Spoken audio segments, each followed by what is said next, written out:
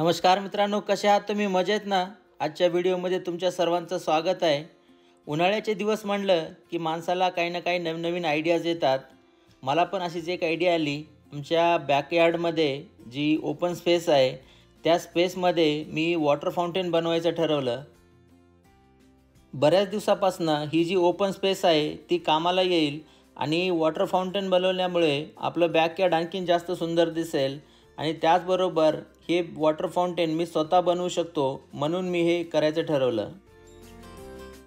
तुम्हाला पण जर गार्डन वॉटर फाउंटेन बनवायची इच्छा असेल तर इंटरनेटवरती भरपूर डिझाईन्स मिळतील. त्यापैकी जी डिझाईन तुम्हाला आवडली त्या प्रकारचा वॉटर फाउंटेन तुम्ही घरी बनवू शकता. हा जो वॉटर फाउंटेन मी बनवत आहे तो मी स्वतः डिझाईन केला. सुरुवातीला मला काही विटा लागल्या, त्या मी दुकानामधनं घेऊन आलो. हा जो वॉटर फाउंटेन मी बनवत आहे त्याची लांबी 8 फूट आहे. त्या अगोदर मी सुरुवातीला काय केलं, जो सर्कल एरिया आहे त्याच्या बाजूला अशा प्रॉपरली विटा ठेवून घेतल्या.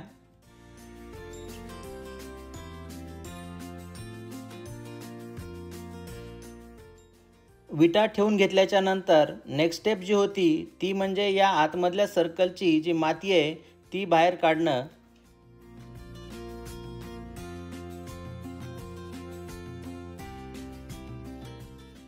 माती खोदून काढायला मला बराच वेळ लागला, कारण या ठिकाणची माती थोडीशी हार्ड होती.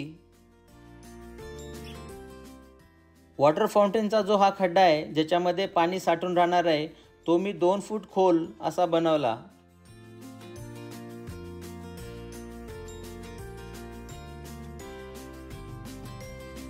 आतापर्यंतचा जो हा वॉटर फाउंटेन आपल्याला दिसत आहे तो बनवण्यासाठी मला 2-3 दिवसाचा वेळ लागला, कारण मी दररोज थोडं थोडं काम करत होतो.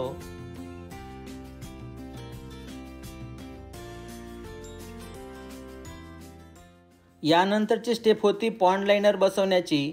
हा जो निळ्या रंगाचा पॉन्ड लाइनर दिसतोय, पॉन्ड लाइनर म्हणजे एक प्रकारचा प्लास्टिकची शीट असते ज्याच्यामुळे काय होतं की वॉटर प्रूफिंग होते प्रॉपरली. खाली ग्राउंडमध्ये पाणी याच्यामधनं जात नाही. हे पॉन्ड लाइनर जर आपण नाही बसवलं तर वॉटर फाउंटेनमधलं पाणी हे जमिनीमध्ये जास्त प्रमाणामध्ये मुरणार आणि त्यामुळे आपल्याला पाण्याचा खर्च वाढू शकतो किंवा काही दिवसामध्येच पुन्हा पाणी त्याच्यामध्ये भरावं लागणार.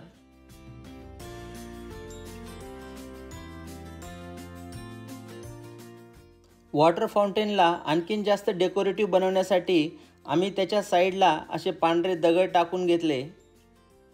अशा प्रकारचा वॉटर फाउंटेन बनवण्यासाठी काही जास्त खर्च येत नाही. तुमच्या घरी पण अशी कुठे ओपन स्पेस असेल आणि वॉटर फाउंटेन जर तुम्हाला बनवायचं असेल तर नक्की ट्राय करा.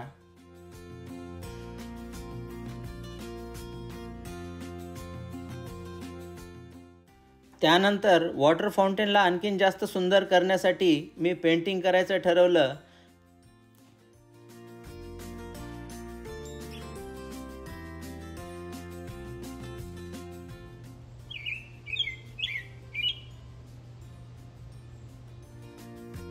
आता आपला वॉटर फाउंटेन हा असा दिसत आहे.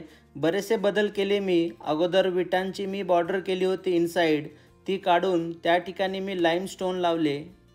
लाईमस्टोन लावण्याचं कारण म्हणजे असं की त्याला थोडासा नॅचरल लुक आणायचा होता, म्हणून मी हा बदल केला. नदी किनाऱ्यावर बसल्यासारखं वाटत का? छान वाटायले, मस्त वाईट वाईट झाले सगळं.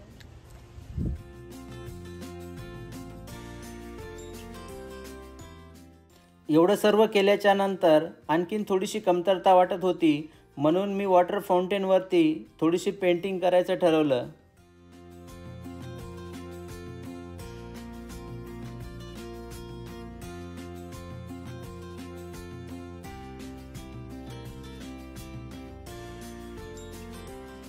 हे बघा, आतापर्यंत अशा प्रकारे पेंटिंग केलेली आहे मी काही प्रोफेशनल पेंटर नाही, परंतु कधी कधी असं छंद म्हणून मला असं पेंटिंग करायला आवडतं.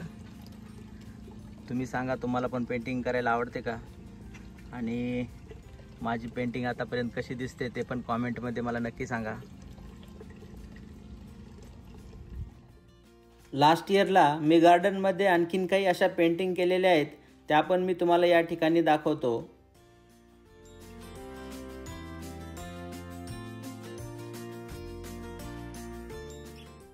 वॉटर फाउंटेनचे बरेचसे बेनिफिट्स आहेत, त्याचे बरेचसे फायदे आहेत आपल्या शरीरासाठी.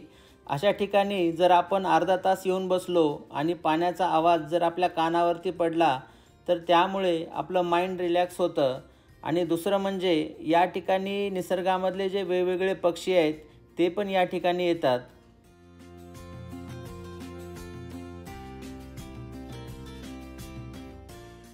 सायंटिफिक स्टडीज आणि रिसर्चमध्ये हे सिद्ध झालेलं आहे की आपल्या ब्रेनवरती जर पाण्याचा आवाज पडला तर आपलं माइंड रिलॅक्स होतं आणि त्यामुळे आपल्याला झोप पण चांगली लागते. तुम्ही पाहिलं असेल, शहरामध्ये लोक मेडिटेशन करण्यासाठी किंवा रात्री झोप येण्यासाठी नॅचरल वॉटर साऊंड लावतात. बऱ्याच वेळेस आपण लहान मुलांना शांत झोपी घालण्यासाठी त्यांच्या बाजूला नॅचरल वॉटर साऊंड लावतो.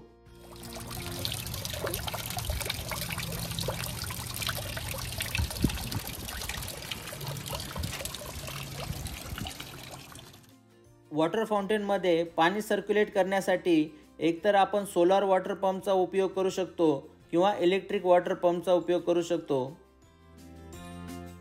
हा वॉटर फाउंटेन बनवून थोडाच वेळ झाला होता आणि लागलीच या ठिकाणी पक्षी पण यायला लागले.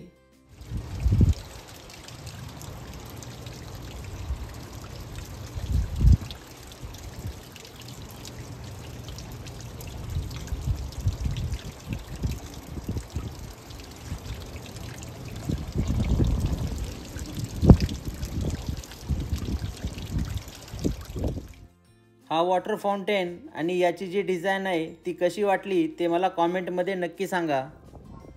धनुष काय बनवत आहे? Bird house. Bird house. Riyansh bird house बनवताय तुम्ही? पेंट करायला आता. पेंटिंगचं काम चालू आहे का? वाव, छान बर्ड हाऊस बनवलं रियांश. त्याच्यामध्ये कोणता पक्षी बसणार? चिकडी. ओके, चिकडी तर तुला आता थँक्यू म्हणती. इतकं छान घर बनवून दिलं तू चिकडीला. वॉटर फाउंटेन बनवल्याच्या नंतर पक्ष्यांना आणखीन जास्त अट्रॅक्ट करण्यासाठी मुलांनी बर्ड हाऊस बनवायचं ठरवलं.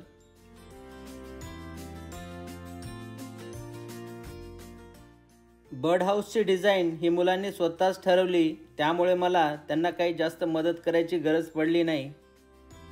तू कुठला कलर देणार आहेस? मी असं डिफरंट कलर देणार आहे, म्हणजे असं रिअल घरासारखं. मुलांनी बनवलेल्या बर्ड हाऊसला कलर देण्यासाठी शिल्पाने पण मदत केली.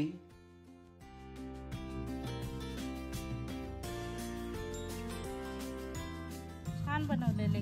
हां, छान बनवलं.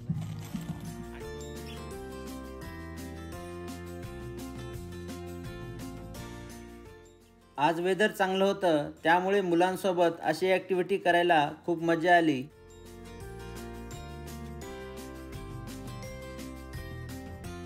आता वेदर चांगलं आहे त्याच्यामुळे सगळेच जण बाहेर काम करायला.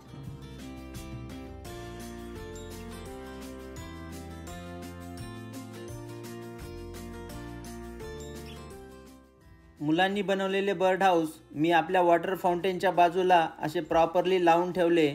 आशा करूया की लवकरच यामध्ये कुठला तरी पक्षी येऊन राहील.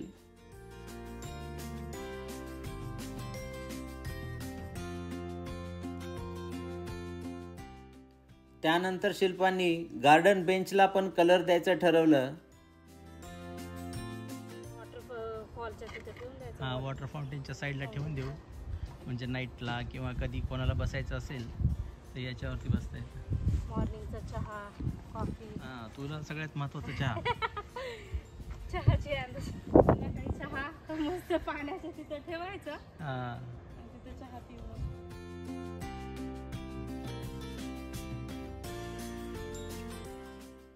चला तर मित्रांनो, मग हा वॉटर फाउंटेन तुम्हाला कसा वाटला हे मला कॉमेंटमध्ये तुम्ही नक्की सांगा.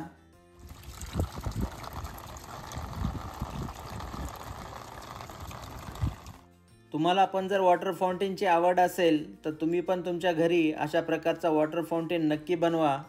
या अगोदर जर तुम्ही वॉटर फाउंटेन बनवला असेल तर तो कसा बनवला, तुम्ही कुठल्या प्रकारचे आयडियाज वापरल्या ते पण मला नक्की कळवा.